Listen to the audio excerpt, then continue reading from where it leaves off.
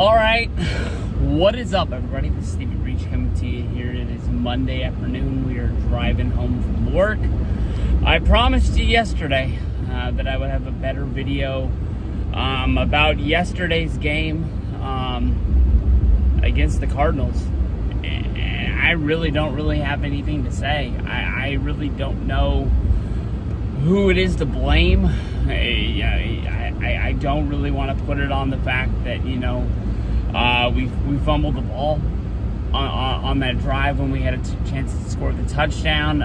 The fourth and, fourth and 25 when we had to go for it because we didn't have a kicker. We were going to complete the pass over the middle, but Kittle ended up getting hit and he wasn't able to hold on to the ball. It wasn't going to be a first down anyways. At least it was going to move the ball back instead of giving it to him at the place where he was. If you go back to the third down play, when Purdy was running around trying to extend the play, he really didn't have anywhere to go. It probably would have been a lot smarter to just chuck the ball up out of bounds and move on and try and play that fourth down and only have 4th and 10 instead of 4th and it was 23 or 25, whatever the hell it was. It was a mile to get there. We play the Seahawks on Thursday. It's a short week. Nick Bosa, he probably had the best quote about it. He was basically, you could see on his face on the sideline when the clock went 0 that he really couldn't believe what just happened. The Niners played so good in the first half. The Niners didn't play, great in the Rams game, but they went into the Rams game with a great lead at half, and they just collapsed. I can honestly tell you that, since Shanahan has been the coach of the San Francisco 49ers, the first time that I've ever really thought of the Atlanta Falcons collapse in the Super Bowl, was it 20-3? This is the first time I'm really thinking about it, because we've had 2 huge second half collapses this season in the last few games. We're 2-3. I think, honestly, I don't understand why we're not 4-1. And after the Rams game, Shanahan came out, he put his hand up and said it's on him. They should have, basically gone for the Rams' throat, put him out of commission. And that's not what they did, whether if it's they're trying to get the training camp rust off of the team and they were just trying to play their game. We made a mistake here, we made a mistake there, and the next thing you know, a game that was in our hands is now a football game again, and we gave them a chance. Small mistakes lose games. We figured that out. Cardinals scored a touchdown. On the play, we had a penalty, which ended up giving them half the distance to the goal. That was huge because they were like, hey, it's not even really a try. We got to go for 2, and we'll see where we're at. That 2-point conversion ends up being the 1 point that we lost the game by. So it's not that guy's fault. It's a team game. It's an overall thing, but I really don't know. Kyle Shanahan is listed as the offensive coordinator for the San Francisco 49ers. They have a lot of talk during the games that he gave the play calling 100% over to another coach. I honestly don't know his name. I'm not, going to go full, let's blame Steve Wilks like we did last season, where basically we were blaming the defensive woes on, Steve Wilks sitting up in the press box, watching the game and making the calls rather than being on the sideline. We had our problems with the defense last year. We still made it to the Super Bowl. We made Wilks move out of the booth, move down to the field. I really don't know what this 49er football team has to do in order to get back on track. And if it's, wait for, Christian McCaffrey to come back. I know that we have the Seattle game, and then I think we have another game the week after that. Most things are saying that McCaffrey's not going to be ready to go until November. He's definitely not going to be playing the Seattle game. I mean, are we going to figure this out basically when we're 2-5? That's way too late. I think honestly, it's going to be hard to make the playoffs with 10 wins, going 10-7. We at least, got to have a goal of at least 12. And that's I mean, we got to go on a run, we got to go on a streak, and we got to start winning games right now. We're the San Francisco 49ers. We really don't go into panic mode, even when we're playing a team like the Chiefs. We just do what we do. I've been basically saying for a while that, we need to win now because we don't know what that window is going to be. The biggest off-season storyline for the 49ers as of right now, we're not even at the end of the year, is how much Brock Purdy is going to need to stay on the line. I don't think there's a chance in hell that Purdy leaves the 49ers. There'll be calls, there'll be offers, blah, blah, blah. But I think he's a 49er quarterback. We're going to find a way to get him the most money. And then we're going to find a way to be able to be under the salary cap. And there's probably going to be a lot of guys that get crossed off the list that have been here for a while, that feel like they're, down home 49er guys. They're going to have to finish their career somewhere else. That's just the way it is. We've had 3 years where our starting quarterback was only getting paid $1 million. Who else is getting that? Not really anybody else. I mean, the way the NFL is drawn up with the salary cap and the salary structure is that you draft your quarterback most of the time in the first round. Sometimes if you're lucky, you get him in the third round, and you build your team around that, and your window to win is normally 3 to 4 years. And our window's been open for a while, and we're gonna have to figure it out. I mean, when it comes down to the Seahawks, I would love to tell you that I've sat and I've watched them, and we're going to be ready for them. Besides for what my buddy Little Alex tweets out about them and seeing a highlight video here and there, I don't really know anything about the Seahawks this year, I'll tell you the truth. I don't understand the enigma that is Geno Smith. Geno Smith was looked at as one of the worst quarterbacks in the league when he was with the Jets. It was kind of like a joke that the Jets took him in the place that they did. And even after the fact that he lost the locker room, he lost his team, they found a way to make him the starting quarterback, and they just really couldn't get anything done. I think he ended up leaving the Jets, and he was a backup with the Giants.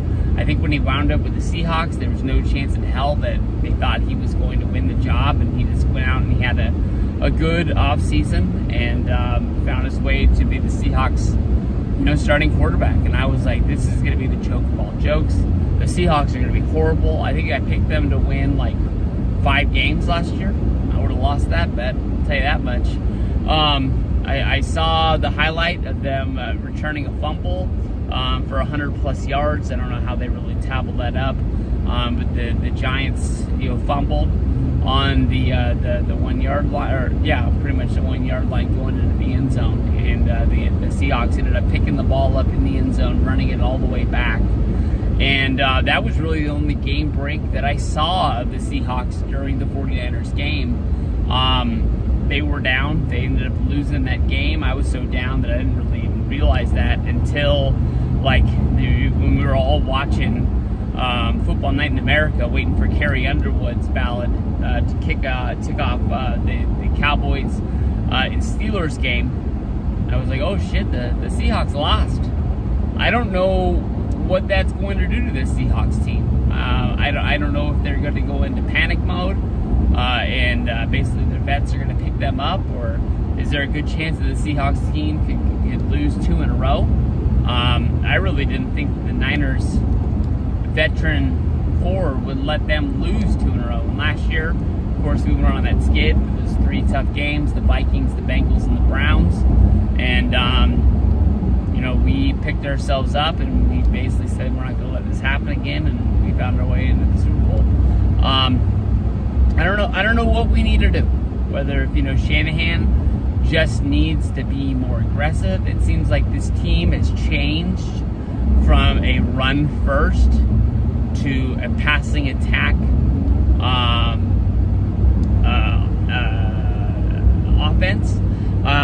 I'm really not quite sure if it's like Purdy trying to change his game because he knows how much money he's going to get paid and doesn't want to get looked at as like a quarterback who's out there just like that they're telling like, hey, just go out there, don't make any mistakes. McCaffrey will run the football. When you get in trouble, just dump the ball off to him and he'll figure something out. I think Purdy's a damn good quarterback, and I don't think he's a guy that just goes out there and just doesn't make mistakes. He's aired the ball out to Debo. Where was Debo in that last game? Just bring that up. He aired the ball out to Brandon Ayuk. Where was he in the second half? Juan Jennings. I know that he caught 2 balls in the first quarter, and then I don't remember him catching the ball again. Brandon Ayuk, give it up to him. He woke up. He had his first big game. He was over 100 yards. I believe he was over 100 yards at the half. So I don't really know where it goes from there. But Jordan Mason seems like he's a more than average running back in this league. And we just need to pound the ball up the middle, find our holes. I know that when Jordan Mason, broke loose, he ended up being caught by behind. That's fine. That's fine. You don't have to break for a touchdown every freaking run. We can set it up and we can get it done from there. But we just need to complete. We need to find a way to get the ball in the end zone. That was a problem that we had in this last game against the Cardinals as well. The first few times down in the red zone, we had Moody ended up cleaning up the job, and there's teams that we can beat kicking field goals here and there. But you really want to compete, you really want to win, especially against the Seahawks team. We got to score touchdowns. We're not going to sneak up on the Seahawks like we did on Thanksgiving, where that game was basically done in the first quarter last year. So we're just going to have to get it done. Seahawks seem like they're a good football team, and they're not going to lay down for us. So I'm looking forward to this one on Thursday. Of course, everybody fire up your prime, and we'll get it done. Go Niners. Must win. We're up 16-3 at half. I'll tell you the truth. I didn't feel great about this game. About an hour before our start, we hear Javarius Ward isn't going to start. I'm pretty tired. I'll tell you the truth, I was dragging. I'm pretty pumped up because we've been cheering a lot for the game, especially that last drive. We got a halftime lead of 16-3. Now, what are we going to do with it? We haven't really been a second half team. We've lost 2 games with over 10-point leads this exact same way. Seattle's got to be talking about that when they go into the locker room.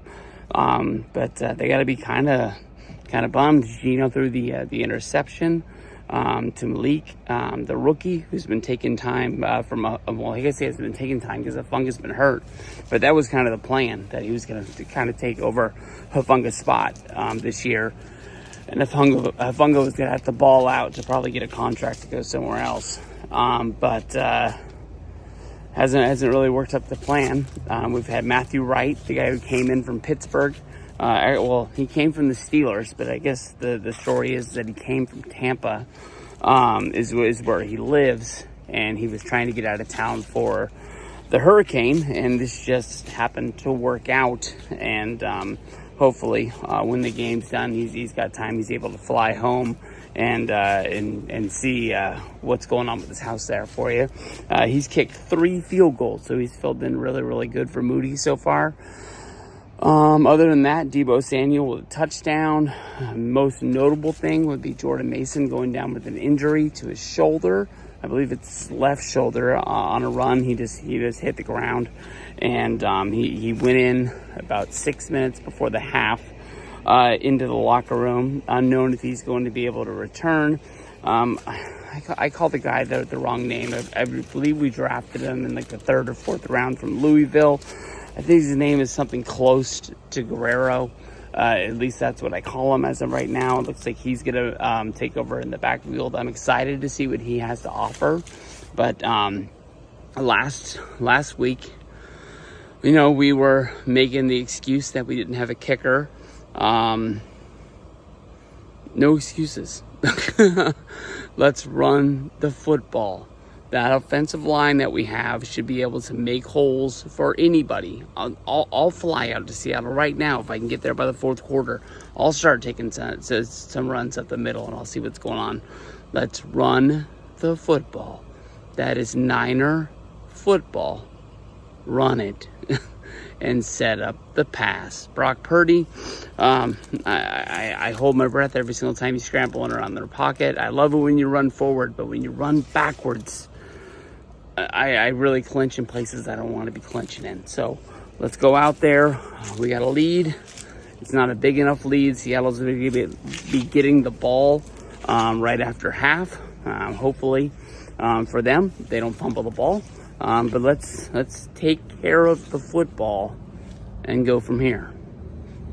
Peace out. All right. What is up, everybody? This is Steve Breach coming to you here today in the final minute of the 49ers Thursday night game, 36-24. The 49ers are going to walk away with a really good victory here. I don't know why they're talking to Purdy on the sideline like that all up in their face. That kind of scares me a little bit. It's a very decisive victory, but for the people that watched this game, for the people, that were, on pins and needles, like I said in the halftime video, we got to prepare to be clinching in places that we don't need to be clinching. And that's what today was. We had a huge lead on Seattle. We let them kick a field goal right before halftime. They came out. They went on a good run on us. Cats want to eat. And we were able to get the job done. But there was a whole lot of circus that went on in the middle that didn't need to go on. I understand. It looks like every single person on this team is hurt one way or another. Kittle had to go in to the locker room at one point. Debo had to come off the field. I don't know what was hurting him, but it did not look good. But lots of good to come out of this game. I mean, you can honestly think of the highlights. Geno Smith, honestly, I know this game is done. It's pretty much lost. There's no way that they're going to be able to score the points they need to get back into this game. They're down 12, but he just looks like he just wants to be anywhere other than there. Kittle, 2 touchdowns. Juszczyk with the touchdown. They both got the jump into the stands there with their wives. It reminded me a lot of Terrell Owens when he scored that Monday Night Football touchdown. And he pulled out his Sharpie and he signed an autograph on the football. And he gave it to, I believe, his agent, if I remember right. And that was like in 2002. And that was like when the NFL kind of put their foot down, basically saying that, the end zone shenanigans needed to stop. And that's when they basically started I think it was like a 15-yard penalty at the time. But I'm looking out here, the defensive line. They had a damn good game. They don't have anything to show for it. I don't think they ever got a sack on Geno Smith. But they were able to make Geno Smith make 2 big mistakes. He threw 2 interceptions.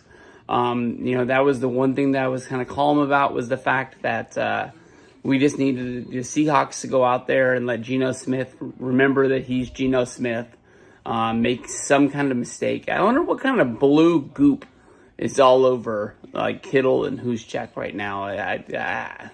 It's not liquid. It's not Gatorade. It looks like, honestly, like it's paint of some sort. So I don't really know what it is. Defense as a whole, secondary, you would think that, Charvarius Ward goes down, that, all is going to be lost and we're going to be taken advantage of. 2 rookie interceptions. Both of these rookies stepped up. I think the first one in the beginning of the game was Malik. I know that he went out of the game with an injury. I don't know if he ever came back. I see the blue.